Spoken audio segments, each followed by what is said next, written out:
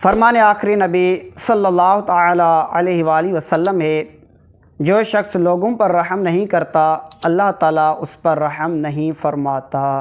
فرمان آخری نبی صلی اللہ تعالی علیہ وآلہ وسلم ہے، جس نے کسی کی بالشت برابر زمین ظلماً قبضے میں لی تو اللہ پاک اسے 7 زمینوں کا طوق پہنائے گا۔ فرمان آخری نبی صلی اللہ تعالی علیہ وآلہ وسلم ہے، جس نے نماز کی پابندی اختیار کی تو قیامت کے دن وہ نماز اس کے لیے نور، برہان اور نجات ہوگی۔ فرمان آخری نبی صلی اللہ تعالی علیہ وآلہ وسلم ہے، جو شخص یہ چاہتا ہو کہ قیامت کے دن اللہ تعالیٰ اس کو تکلیفوں سے نجات دے، وہ کسی مفلس کو مہلت دے یا اس کا قضا معاف فرمائے۔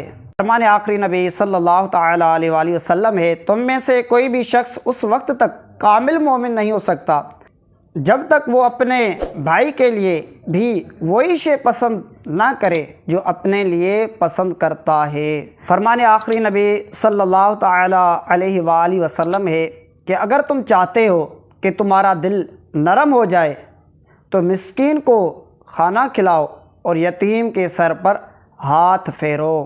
فرمان مصطفیٰ صلی اللہ تعالی علیہ وآلہ وسلم ہے کہ دل کو بھی زنگ لگ جاتا ہے جس طرح لوہے کو پانی پہنچنے پر زنگ لگ جاتا ہے۔